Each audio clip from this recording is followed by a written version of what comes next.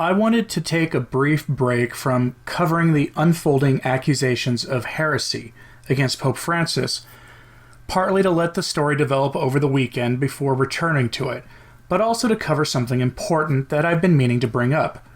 Where do our dollars go as Catholics? No, this isn't about Peter's pence, which I hope to cover next week. It's about trying to live the pro-life message in our everyday lives, because that is a lot harder than we think it is.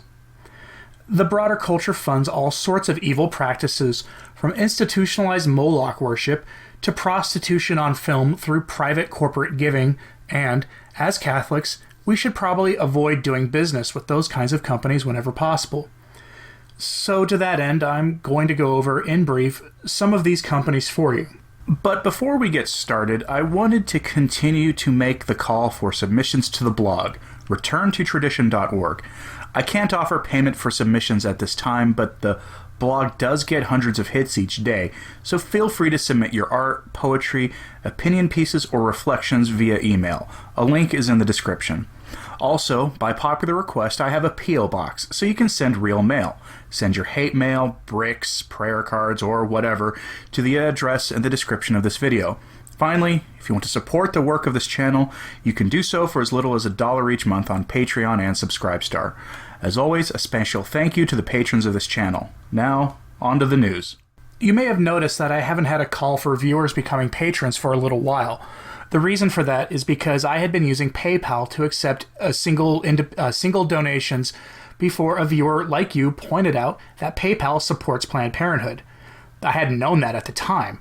That brief conversation in the comments of a video some time ago spurred this video and the move to a P.O. box.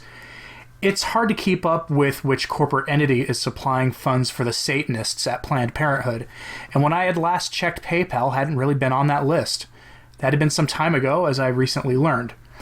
That experience made it abundantly clear to me that if I didn't know about that, I bet many of you don't either. So we're going to go over which companies are known supporters of institutionalized Moloch worship today, and what can be done about it. So get ready, because this list isn't short at all, and it's going to beg the question: how far do we take resistance to the abortion industry? Let's get into this. FamilyCouncil.org provides us this list, and they break it down into two groups: companies that directly fund Planned Parenthood and companies that indirectly fund Planned Parenthood. I'm only going to go through the first list. That is, companies that directly fund Planned Parenthood, because the second list is so long that it'd take too much time to go into. As usual, this link is found on the Sources blog, which is in the description of the video. So, who directly funds Planned Parenthood? So this list is, again, provided by FamilyCouncil.org. Corporations that give money directly to Planned Parenthood.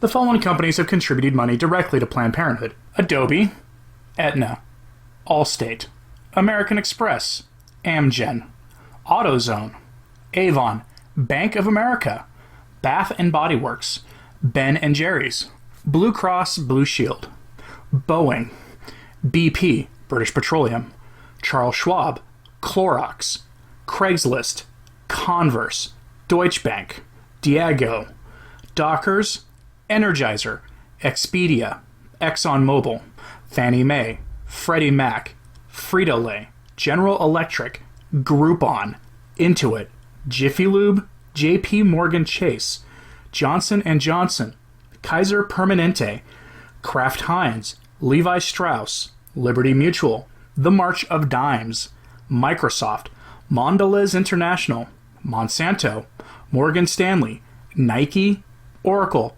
Patagonia, PayPal, PepsiCo, Pfizer, Progressive Insurance, Prudential, Qualcomm, Starbucks, Shell, the Susan G. Komen Foundation, Unilever, United Airlines, the United Way, U.S. Bank, Verizon, and Wells Fargo. And then they give you the corporations that gave money indirectly to Planned Parenthood, usually through United Way chapters. Again, I'm not going to go over this whole list, but you can see that it's enormous. It is enormous. We all are giving money indirectly to Planned Parenthood when we do business with these organizations, and we need to figure out what it means for us as Catholics. I may not be willing to read that list to you in full because it includes some doozies, including several fast food chains, virtually all the tech giants, and companies that we do business with every single day, some of whom you may rely on for your livelihoods. What are decent Catholics to do about this? Obviously, you should divest from these companies that give directly to Planned Parenthood as much as is possible. After it was pointed out to me that PayPal supports Planned Parenthood, I stopped using PayPal, which has a lot of implications, by the way, because eBay owns PayPal, which means that when that list said PayPal directly funds Planned Parenthood, it really means that eBay at least indirectly funds them through one of their subsidiaries, PayPal. I used to go to thrift stores and find neat items to sell on eBay. I can't do that anymore because it requires making a Faustian deal for the equivalent of beer money. It's not worth it. But I want to bring your attention to PepsiCo. It's long been an open secret in pro-life circles that Pepsi hired a bio-research company to help with the design of current generations of their beverages. That claim was supposedly debunked by Snopes some years ago, but these days no one takes Snopes all that seriously for their rather obvious bias, as is the case with this claim. An older LifeSite article provides clarity about this issue related to Pepsi. I'll do a short quote from that article here. You can read the rest through the sources blog.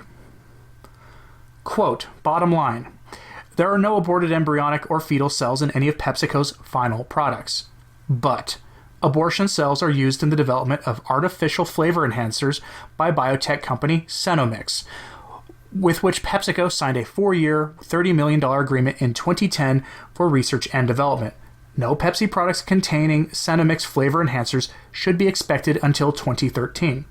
The Obama administration, using the SEC, allowed Pepsi to keep their shareholders in the dark about the extent to which this product is used in their product line. A pro-life group managed to get a screenshot of the partner companies of Cenomix, which includes Kraft and Nestle. It's worth noting that PepsiCo owns various fast food places like Taco Bell, KFC, Long John Silver's, and other products. And again, to be clear, I'm not saying that there are aborted baby parts in these foods or beverages.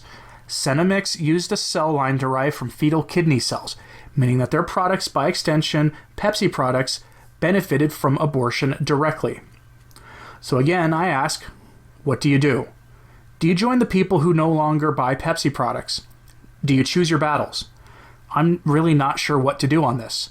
I, when showed using PayPal supports Planned Parenthood, decided to cease doing business with them. It complicates my work here on YouTube, but that's fine. Not being involved in any way with Planned Parenthood is worth relative mild inconveniences.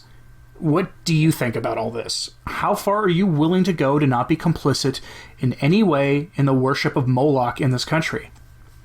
Oh, and by the way, since the U.S. government funds Planned Parenthood, does this mean that we become tax resistors like many people did during the Vietnam War? Do we risk going to jail because the IRS will want their money? Let me know what you think about this in the comments below. I and others obviously need to figure this all out. As always, thank you for listening and for your support. Pray and do acts of penance for the liberation and exaltation of the Church. I'm Anthony Stine. Viva Cristo Rey.